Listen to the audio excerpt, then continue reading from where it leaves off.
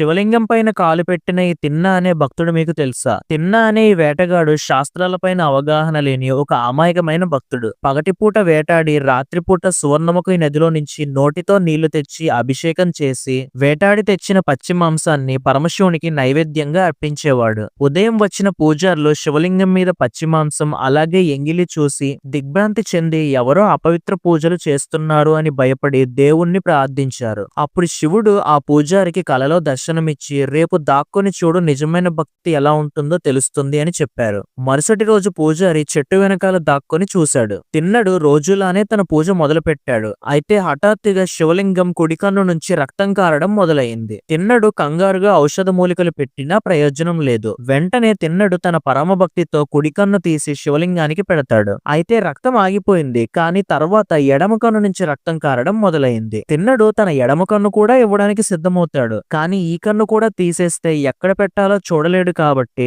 ముందుగా శివలింగం మీద కాలు పెట్టి దాన్ని గుర్తుగా చేసుకొని రెండో కన్నును తీసి శివలింగానికి అమర్చుతాడు. ఈ పరమభక్తి చూసిన పూజారి ఆశ్చర్యంగా అక్కడికక్కడే నిలబడిపోయాడు. తక్షణమే శివుడు ప్రత్యక్షమయ్యి తిన్నన్ని దగ్గరకు తీసుకొని తనకు మోక్షం ప్రసాదించారు. ఈ కన్నప్ప మీద ఒక సినిమా కూడా తీశారు. ఇది జరిగిన ప్రదేశం ఆంధ్రప్రదేశ్ లోని శ్రీకాళహస్తి. కన్నప్ప తన కళ్ళు అర్పించిన ప్రదేశాన్ని కన్నప్పేశ్వర కొండగా పిలుస్తారు. అక్కడికి చేరుకోవడానికి సుమారు 325 మెట్లు ఎక్కాల్సి ఉంటుంది. పైన భక్త కన్నప్ప ఆలయం అలాగే ఆలయం పైన శ్వేతవర్ణంలో శివపార్వతుల విగ్రహాలు దర్శనమిస్తాయి. మీరు కూడా శివుణ్ణి ఆరాధించే వాళ్ళు అయితే ఓం నమః శివాయ అని కామెంట్ చేయండి.